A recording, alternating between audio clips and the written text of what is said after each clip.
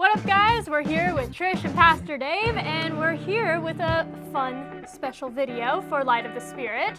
So we're gonna kind of pick your brain a little bit. Okay.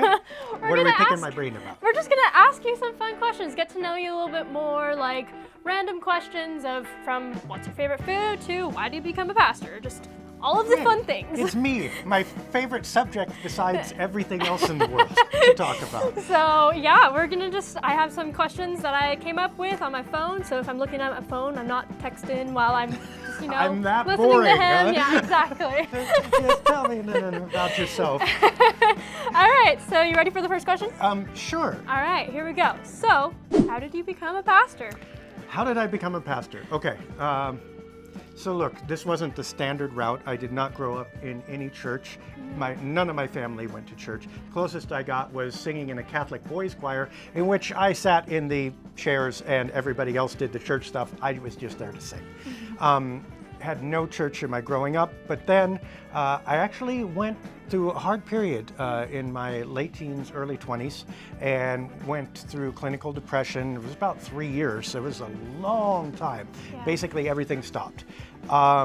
And then I was getting back into the world, and there was an advertisement that I saw for a summer camp. Happened to be a church summer camp, a Lutheran summer camp. It was the same thing as the boys choir. Didn't care about that religion stuff, but I thought that would be a cool way to kind of integrate back into the world. So I went to work there for a summer. But there I found family and found love and acceptance, heard some of the Bible stories in a different way, and had the chance to interact with kids, and that kind of renewed me, and I loved it, and I was full for the first time in years. Did that another year, and then one of those churches who brought kids to camp asked me to be their youth director, so I went and did that for a couple years, and loved that, and they were all going, "You're going to be a pastor, right? You're going to become a pastor, right?" And I was like, "I don't know, at this point I have nothing better to do." So I packed everything I owned at the bottom of a Greyhound bus, headed from Portland, Oregon to Minneapolis, St. Paul, Minnesota, having never been off the West Coast, looking out the back of the bus going, what the heck did I just do? Got there and knew nothing because all the people had been to their Lutheran colleges and stuff and had known since they were little that they were going to be pastors because Grandpa was a pastor and Dad was a pastor, and so now, or Grandma and Mom, whatever. And It's just not you. Yeah, and so I started out behind, I thought, but that actually opened up the field for me. I mean, I got the theology right in the veins. There was no culture in, messing me up, like church history culture or whatever. No potlucks messing me up, nothing but the pure stuff. And actually, I found that to be an advantage since. I've loved doing this. There's been a little bit of culture clash between me and the church, but actually, I think that's better than the culture clash the church usually has with everyone else. So I feel like I kind of stand in between, and I like that position because at least if you're in between, you can go somewhere instead of getting trapped in your stuff. I think it's a good spot in general too, just because you can kind of step back from everything and kind of view that also from a outward view in a way. Mm-hmm. Yeah? Yeah, there's appropriate distance, but there's also appropriate enmeshment. It's not like I'm like, no, you're I'm not like all the way you. back, but it kind of gives you that open, you're not just, I don't know, one viewed, I guess? Yeah, it makes the world bigger because church can be like this or like this because I didn't grow up with it like this, so I don't think that's the only way it is. Right. In fact, I don't belong here. So if I don't belong here and I'm a pastor, I think other people probably have an in too. Thus, Light of the Spirit that we're doing here, everybody's going, how are you going to do a church without an actual church? And it's like, it is an actual church. People interact virtually all the time, actually. Those are real relationships. They're different relationships, but they're real. I think a perspective like this helps with that. Yeah, so that kind of leads into the next question of what are the most important things you've learned in the ministry? Oh my gosh. I think the most important one flat out is to listen. And again, I don't think I came with this to this with a bias of this is how it has to be. Yeah. And so I wasn't always talking all the time. Now, people in my first parish may disagree because when you come out of seminary, you're like, I want to show what I know. And so you're there all over everybody, right? But in the course of that, I learned that not everybody was me and that I still had a lot to learn even after I got my fancy, shiny degree and pastoral collar. And so I began to listen. And I realized pretty quick that church people had a lot to say and a lot to think about and also a lot to learn. But then I also realized that church people really normally occupy a certain subset of the population? And what if God was also with not church people? What if God was with someone who was 13 as much as someone who's 73? And what does that voice look like? So we started to talk God stuff, playing video games and watching movies and stuff like that. And all of a sudden it's like, well, different genders, different orientations, and it's all like just a bigger view of God. So I listen a lot, and I've been astounded at the way that God and grace and love have been expressed in people's lives, even people who don't realize it. And by the way, this is the other thing. We don't have to make people say what we say in order to see God at work in them. You don't have to believe. You don't have to think. I can still see God sending grace and love through you, even if you wouldn't attribute it to that source. So we're all good. And I really think that's an important learning curve too, that God isn't contained in just these things that you do in just this place, that God is out there with all of us, and it's fun discovering, like Scooby-Doo, where God is. Right? It's Jesus. Yeah. Right. Well, okay, kind of like the containment in general. Like, people expect you to wear probably, a robe and all of these, like, correct clothes. But look at your shirt. Are you saying I don't look pastoral? Yeah. I mean, the Golden Girls, who's more warm and loving than that, and challenging? Like, I see you wear just different fun types of t-shirts all the time. So, why are you able to do that? Why can you do that? Like, because we're in isolation. I'm wearing clothes for comfort like everybody else. Well, you want to have me have starch and a collar when you guys are watching this in your sweats? I know. I mean, find me in my sweats all 24/7. Exactly. I have a 13-year-old, and we have a hard enough time getting him to put on pants. I mean, I think I'm actually pretty dressed up. Sorry, Derek. God bless you. He won't see this, I hope. In any case, so look, this is part of the listening thing. I started out in small towns. And when you're in small towns, you're like the pastor, and everyone expects you to be the pastor. So as soon as you appear, it's like all of a sudden the room changes, which is... Okay, I feel like I chased God out of the room doing that in favor of my collar instead of like finding God at work among the people. Yeah. And I found out long ago that there's also a big difference between people saying, uh-oh, there goes a holy dude, or I'm sorry, uh-oh, here comes a holy dude coming down the street, in which, they get all tense or whatever. And there goes a holy person, and the t-shirt is kind of like, takes away the first, holy, really? It's a t-shirt, okay?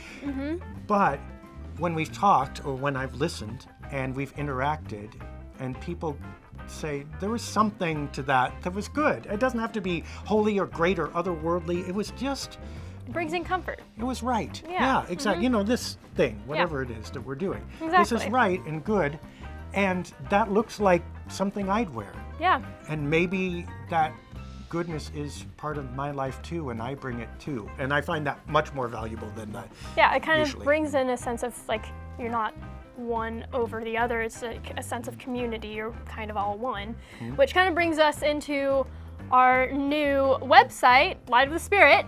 Yep, .church. .church. Not .org, not .com. .church. Remember that one, church, yeah. Yeah, and that brings us more into community. Do you want to explain what Light of the Spirit is? Sure. If you're watching this, you're already seeing it. But Light of the Spirit is an admission that the church has become bound in its own systems and practices, which are good practices, but again, usually only for the subset of people that already participate in them. And that's everything from how we conduct our meetings, to the presumptions we make about what we do in worship, to the way our walls look, to the things our walls contain. So we asked what would happen if we backed as much of that off as possible. If we said, here's what we know. We do have convictions, deep theological integrity, deep rooting in Scripture, and trust in God, even though we can't define exactly what God is in every moment. We trust that there's something out there that is good and wonderful and connected to us and means us to be in good community together. If we hold to those core things, maybe one or two others, and we back off the rest of the assumptions, what would we grow like if we could grow in a new direction? Now, you cannot do that in any brick and mortar church because every brick and mortar church, even one you just build, has 100 assumptions. Like, for instance, there's a mortgage, you got to pay it. There's walls, you better do something inside them at a certain time or whatever, okay? Right. Light of the Spirit, you can access Light of the Spirit at 3 o'clock in the morning in your boxer shorts and it's still church, okay? The assumptions are peeled back and the expression comes through, and we're just asking the question, what does this look like now? Now, the perfect opportunity for that, of course, was COVID-19 when we're all doing online services anyway. Right. But everybody's asking, when can we get back to normal? Instead, we ask, what if normal isn't right or perfect? What if normal is okay to get back to the extent of it is that the people are there, and for them that's normal and that's good, but isn't there more normal out there? And why do we want so hard to get back? Why don't we go forward? Yeah, start a new normal. Yeah, or at least make space for it. I mean, I'm not trying to impose a new normal on this community. Instead, everybody who comes in will help redefine that normal and vision of God. For sure. Which is what we want. So that's basically what we're doing here. Yeah. So do you have any hopes for wanting to go further in the light of church? Just kind of any other last minute things you want to explain about it? Well, I mean, look, go further is problematic because people will assume, again, those assumptions. Oh, you want the church to get big. No, I mean, whatever happens, happens. And frankly, I've always been of the bias that I'd rather have 20 people doing something really well and faithfully than 200 following bull, you know what, which is, or thousands, which is what you usually see on TV. If you're watching a video like this, you're used to seeing something much different, and it's all crap. Okay, but it's popular crap because they know how to sell it and they're pretty slick at producing it and all that. Yeah. Get rid of that idea. I don't care how many people are here. We don't care about making budget. There is no real budget. I mean, we have salaries. We'd love you to give something if you could, but we don't even have a mechanism to give right now. We're starting this with just you and me and a few other people, without the assumption that this is here to pay the bills. We're funded elsewhere. So I don't have any aspirations that way. What I'd like is a place where people like you, me, and everybody out there can come and have real, honest, vulnerable, healthy, safe, good, exploratory conversations about faith, which you literally can't do anywhere else in person or online unless you know the person really well, and even then not sometimes, because it's a cesspit of judgment and people trying to be right and people trying to make their own point when none of us have a hope of being any of those things because we're all imperfect. So it ends up being a big fat lie when we come to a conclusion and a big fat fight when we don't. For sure. Well, that's kind of all of the questions, but I did promise you that we would have some fun questions. Those weren't fun? So, well, now that you've wound me up. Random fun questions, like, I know we both enjoy food, like hallelujah food. What is your favorite food? Is that too hard of a question? It is hard. Okay. I feel like it's a hard question. So I love Indian cuisine. Okay, Yes. that's really good. Okay, now we're gonna wind her up. like food. Thai especially, but all kinds of, Asian, Chinese, Vietnamese, Japanese. Oh, love all that. Greek is good. I mean, but pizza is good. Burgers are good. I make pretty good pasta, and I enjoy that. Pasta earlier. Yes.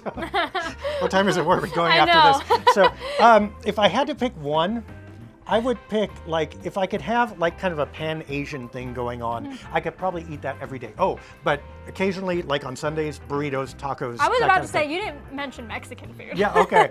There's that. You can't just throw that one out. I'm food agnostic. I will eat almost anything. It's easy to say what I don't like. Yeah. I'm not real fond of melons, especially cantaloupe. It's kind of... Really? Yeah, sorry. I love a cantaloupe. Okay, well, you can have all those. And then... there's almost nothing else. Cucumber, I'm iffy on. Okay. And liver. Oh gosh. Oh, who would like to? Oh, I want you to go back in time and talk to my parents. At Light of the Spirit on the forum, if you like liver? Liver and onions. Let me know. I don't like understand. onions either. I don't Onions are understand where gross. this came from, but I was forced as a child. Like liver and No. onions, it's good. It's not good, Mom and Dad. Who is it's doing not that to good. themselves? It's like televangelist. It's like just an icky Yep. reaction, and I won't eat it. Well, we'll talk more about this on Light of the Spirit. We have a forum. Let's just have fun in there. So if you have any more questions or just want to communicate with each other, just have fun. And we will see you with another fun video. Who knows when, but we'll find you. Soon. Soon, hopefully. I'll see Good you ending. later. I like this know. ending. It's just like It's kind of a like a question sermon mark. that went off the rails. It's like, you never know. and then. So at the end of it, you just say amen, and then it's done. Amen.